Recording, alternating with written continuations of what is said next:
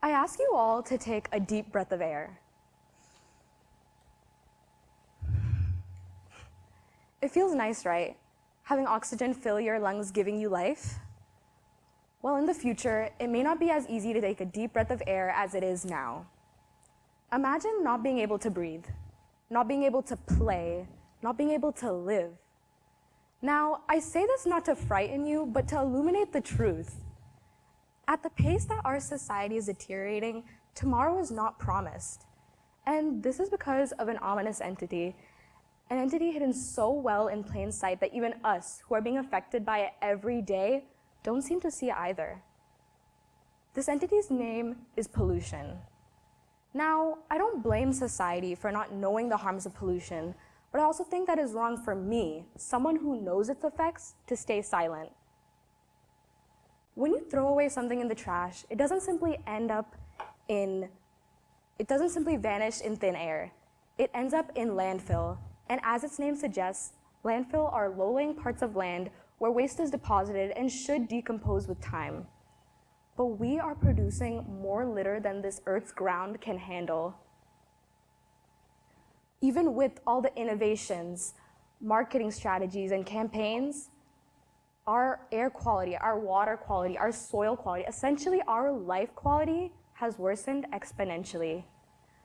I used to point my finger at a lot of different things to be the cause of this calamity. Things such as plastic straws, single-use shopping bags, and chemical runoff. And whilst those are major factors of it, I had to ponder more seriously about this because I cannot be one who takes no stand for an Earth that continues to serve us so selflessly. So my journey begins. The journey to attempt to reverse the deterioration of Mother Earth. I won't lie, I often did get distracted, but when something is supposed to happen, the universe works in mysterious ways. To shorten my life-changing experience would be extremely hard, but I'll try my best. I had joined my mom to go shopping after school. We got what we needed and bolted to the checkout lane to get home. When we got home, I saw my friend waving to me excitedly. I made my way over to her and we talked, but not for long. Well, not until I realized the amount of plastic bags she was using to carry her foodstuffs. At the time, I did roll my eyes and I had to ask her, why don't you just use a material bag? And her response has changed my mindset ever since. She replied, oh, I didn't know you could do that.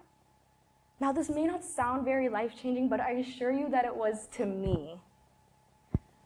The resolution is education. My friend did not know her subtle impact on the environment because she was never taught.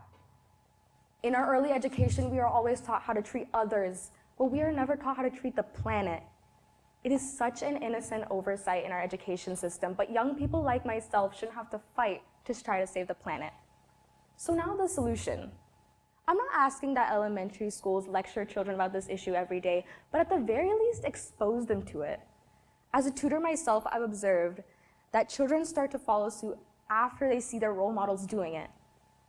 It takes one teacher to take her classroom outside and show them nature and show them why polluting it can not only be harmful to themselves, but the people around them. It takes one school to implement ecological education in their curriculum because it is just as vital to children's knowledge as math, science, or English. But it also occurred to me that education does not only pertain to the classroom. Some of the most important lessons are taught at home. It takes one parent to teach their children what is recyclable and what is not. And it takes one household to be filled with ecologically friendly appliances to show children how they can do their part in saving the environment. Now, I know what I'm asking for is possible because I was fortunate enough to receive this during my childhood. In school, we would plant vegetables and fruits, and we would tend to the garden beds. And in arts and crafts, we would sew material tote bags to collect all that produce at the end of the year. And when we were a little bit older, we were taught how solar panels work and how they could possibly be built better in the future. Now imagine if every school did that. We would be on the track to the reversal of the deterioration of planet Earth. After all, we only have one Earth, we only have one chance. Thank you.